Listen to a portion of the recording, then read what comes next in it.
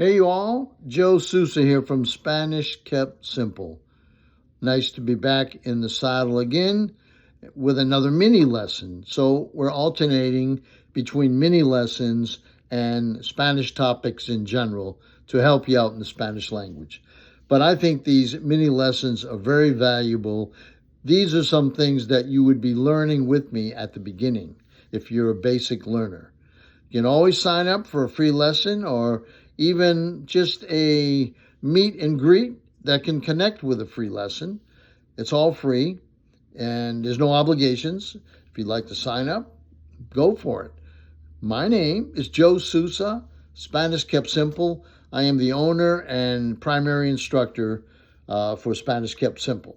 You can reach me at 301 828 8748 by text or by phone.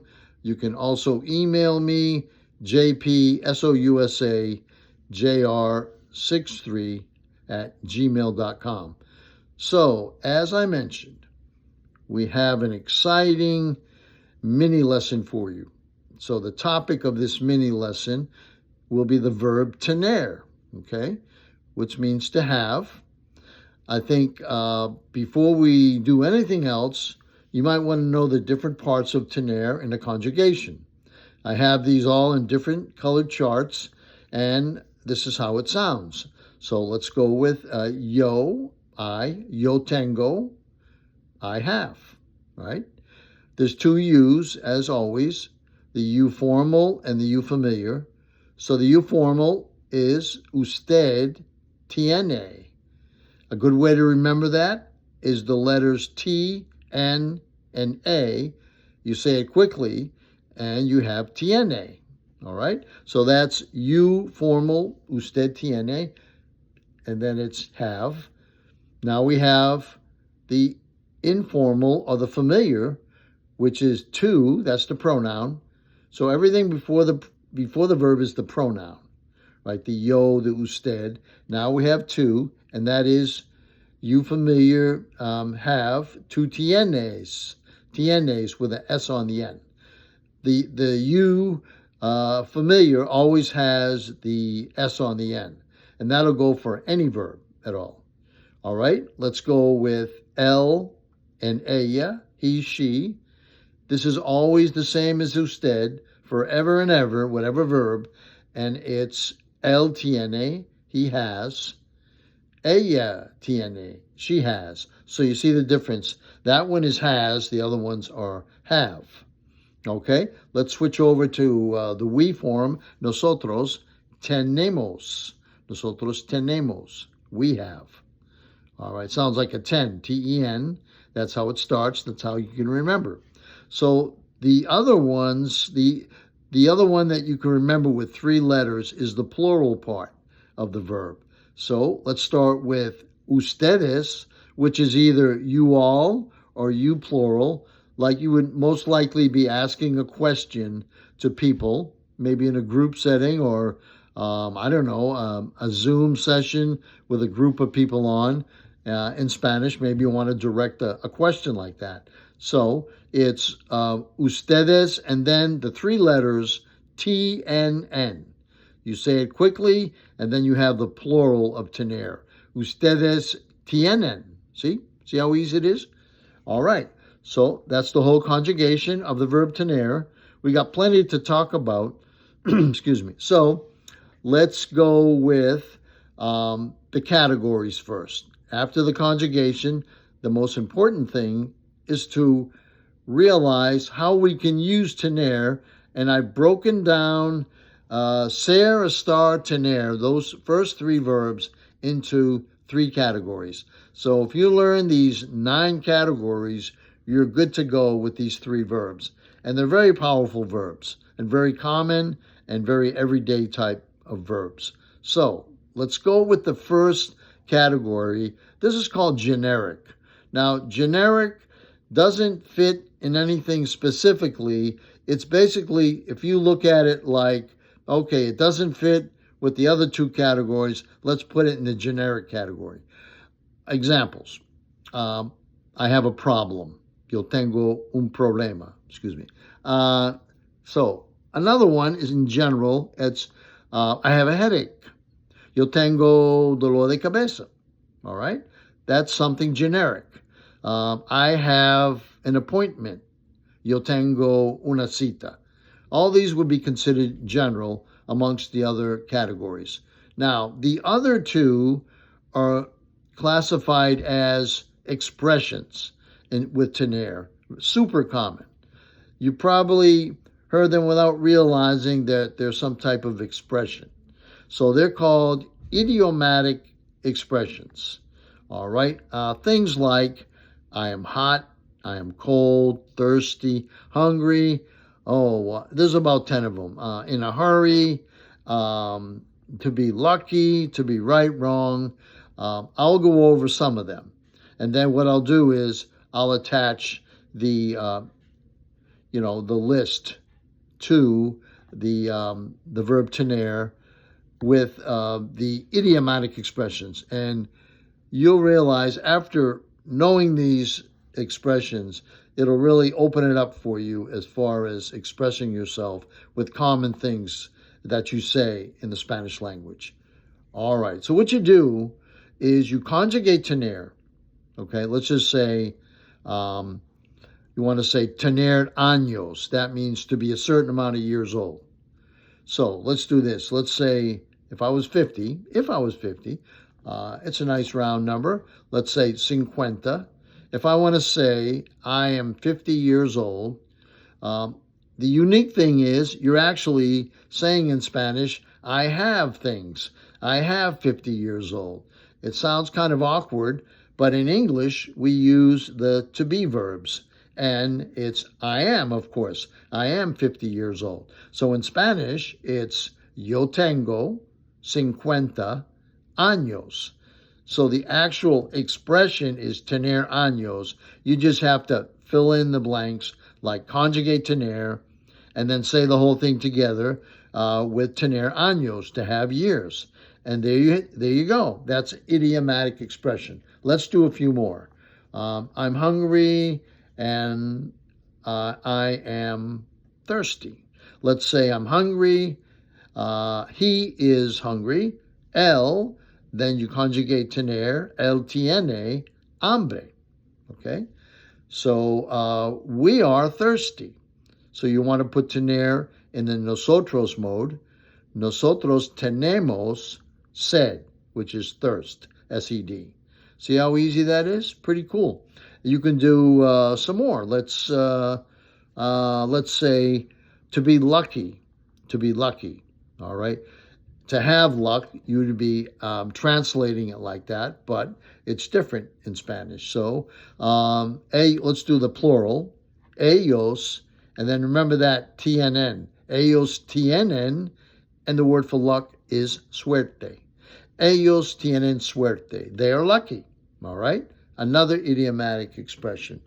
How about to be right or to be wrong? Now, this is unique because all you have to do is put a no before tener, and it means to be wrong. But let's show how it is to be right. Okay, let's say Maria tiene razón. Razón means reason, but if you put it in an idiomatic expression, it means to be right. So basically, Maria tiene razón. Maria is right. What if you want to say, Maria tiene razón, but Joe is wrong. Pero Joe, plug the no in and put tiene there, and you have wrong. Maria tiene razón, pero Joe no tiene razón. Maria is right, but Joe is wrong. All right, let's do one more. How about one of these? You can make it a good thing, and on the other hand, it can be kind of on the bad side. Let's do the one that's a negative thing. The expression is tener orgullo, and that means to be proud, okay?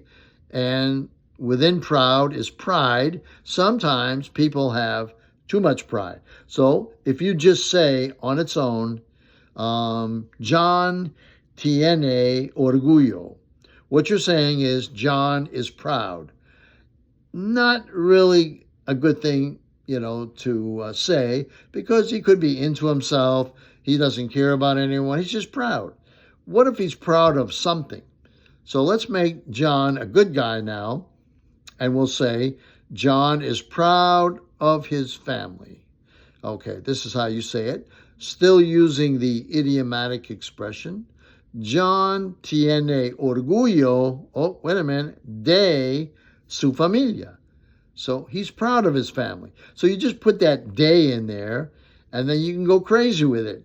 Let's say, nosotros tenemos orgullo de nuestro trabajo. Hey, we are proud of our job. Okay, so there's a lot of pride. That's not bad pride. That's something, you want to do a good job. You're proud of that. All right, so that is a good example of idiomatic expressions. There's a couple more. Like I said, I'll attach the expressions on to this segment, and you can take a look at it. All right, now that's the second category for tener. The third category is a unique one where you can actually say, you can actually say you have to do something, all right?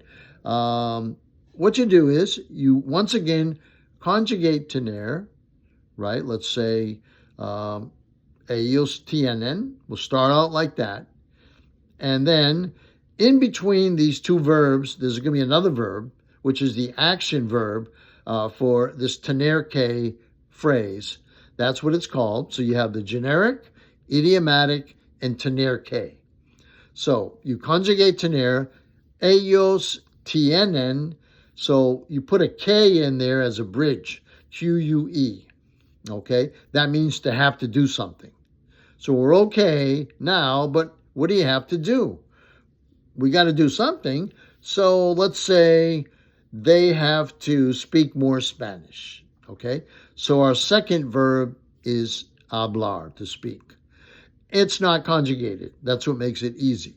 All you have to do is conjugate tener, plug it in with K as the messenger or the bridge, and then you say, ellos tienen que hablar más español, right? And what about me? What if I want to say, I want to teach more students, okay? So now you say, yo tengo que, so the action is to teach, which would be enseñar. Yo tengo que enseñar más estudiantes. I have to teach more students, let's say, Spanish. Tengo que enseñar más estudiantes español. Very easy. Something you have to do, whether it be I have to work tomorrow, I have to clean the house on Saturday. Just remember, it has like three parts. You conjugate tener, you put K in the middle, and then you have your action verb, which is not conjugated at all. It's left in its original form. How about that for tener? A powerful verb, very powerful. To this day, I use it on a regular basis, and I really emphasize that everyone should know tener, as well as ser and estar. Those are the top three, and everything else is gravy for me. There's a lot of common verbs. There's irregular verbs, there's regular. To eat, to drink, to speak, but these are the top three, and I thought it would be appropriate to do a mini lesson on tener. What are your thoughts on that? You think it's pretty cool? I think it's very cool because it's going to help you in your road to being conversational in Spanish. All right, that's my mini lesson. I hope you got a lot out of tener. Try to use it as much as you can. When you want to do a meet and greet, if you would like to do that, hey, we can talk about tener. You can talk about what you learned in this little mini lesson. All right. If you want to take a lesson, I hope you do, contact me at 301-828-8748. You can email me, jpsousajr63@gmail.com. Send smoke signals.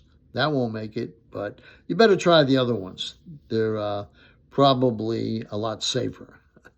I hope you enjoyed this lesson. And remember, we teach everyone here, Joe Sousa at Spanish Kept Simple. There's no dumb question. So if you have a question, we do a meet and greet. You want to talk about the lessons, ask any question that you like. And that's how it is during my lessons. We'll take a big pause as much as you want. You can take as many notes as you want, and I will wait for you patiently, right? And I think you'll feel, relaxed, at ease. You don't have this classroom environment. You have Crazy Joe teaching some crazy Spanish, something that can really help you in your life. All right. So what else can I say? I can say, please contact me as soon as you can and ask your questions and keep in touch with Spanish Kept Simple. Next lesson, it won't be a lesson, but it will be a valuable topic. So the next time you see me, we'll be doing something talking about, whatever it is that can help you in the language. And then we'll continue to do these mini lessons as well. All right. I'm happy for all you guys. Anyone who sees this, I'm happy for you. I hope you change your mind about taking Spanish. It's great. It's valuable. And you can impress your family by being the first person who learns Spanish and learn it well, right? Take care. You have a very good night or a very good day, whatever time of the day it is. Sometimes it's crazy hours, but I hope it's the right time for you to learn Spanish. So, hasta luego, mis amigos. Que tenga buen día o que tenga buenas noches. Y espero que nos vemos pronto. So, wishing you good evening, good afternoon, whatever time it is. And I hope we see each other soon and all that stuff. So, hang in there. It's going to get better once you learn the Spanish language. Take care, my friends. Adios, mis amigos.